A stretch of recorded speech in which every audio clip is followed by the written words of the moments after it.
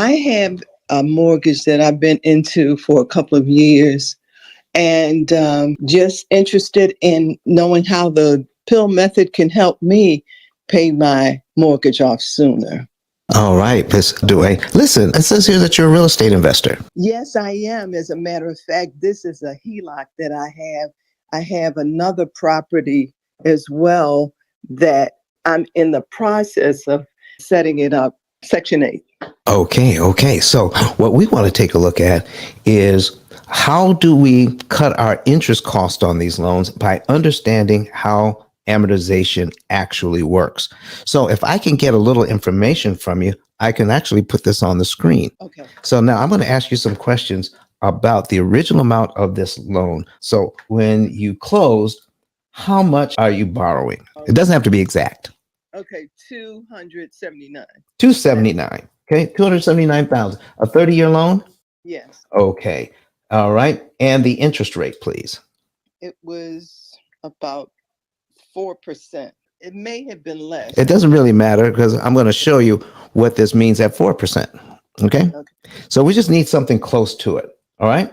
So now I'm going to do a calculation and then we're going to come up with the principal and interest payment for 279,000 at 4%.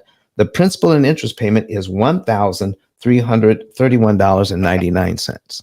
Now, that does not include taxes and insurance. That's just principal and interest. Is that pretty close to what you're doing? Yes. All right, excellent. And that's all we need is something that's fairly close.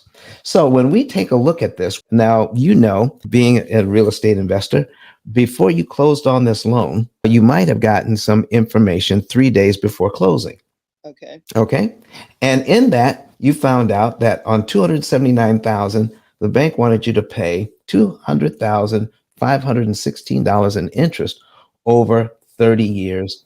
On a $279,000 loan, the bank wants you to pay $200,000. So, Ms. Dwayne, let me ask you something.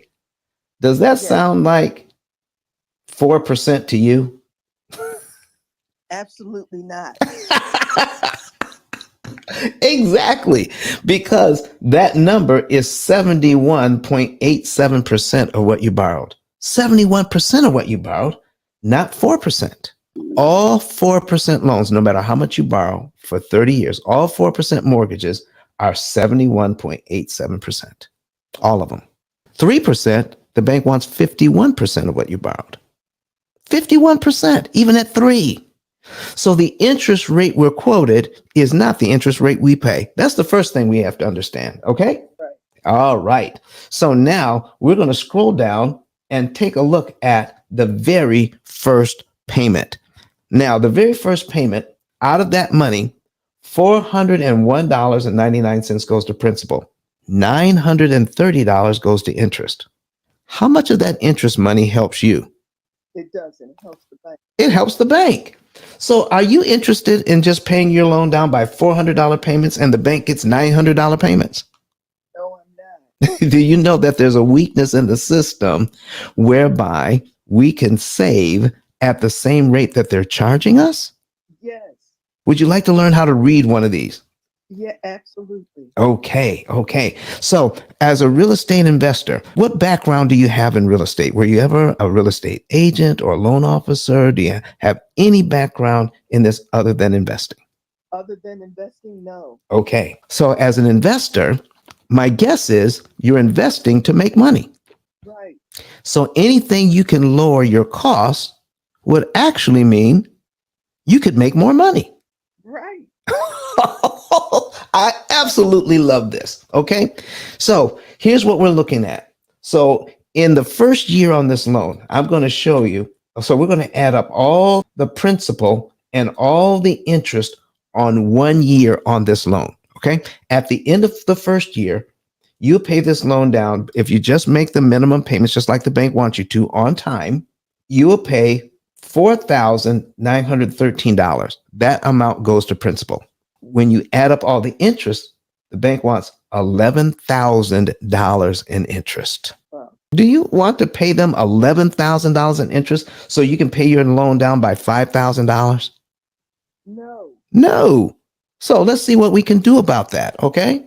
because it shouldn't cost you 11 grand just to make the first 12 payments on your loan in the first year. When you add the $4,913 and the $11,070, that's a total of $15,000 paid out.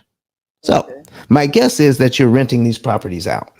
That's correct. And my guess is that the rent you're receiving is more than the mortgage payment. Right. So you're making money. Yes. Practically every real estate investor I talk to does not look at the interest cost. So here's what I ask. Once you receive that check, those rental checks in your hand, all of that money is yours at the time you receive it, isn't it? Right. So here's my question. How much of it do you want to keep once you receive it? I want to keep all of it. Exactly. But we know we can't. So let's see how we can keep as much as we possibly can. Okay. All right. All right. Let's see how we can keep as much as we possibly can. So we're going to teach you how to read an amortization schedule here. So this is not the P.I.L.L method. This is just understanding how amortization works. And then we can come up with a plan to save you the maximum amount of interest. So on payment number 1, I'm pointing out here, and you'll be able to see this on the replay on YouTube. $401.99 goes to principal. $930 goes to interest on the very first payment. When you subtract the $401.99 from what you owe, you're left with the principal balance on line 1. Now we know how much we still owe. We now owe $278,598. That's how much we owe when we give the bank our $401.99. Okay?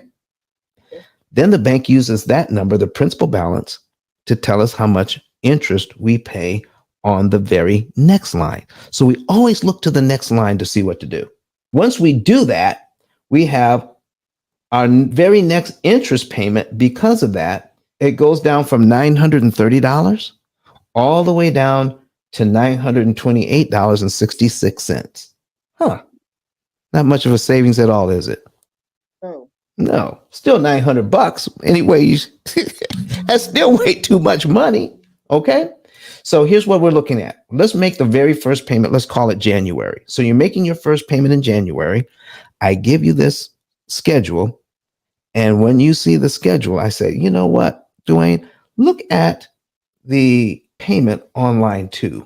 All right. The February's principal payment.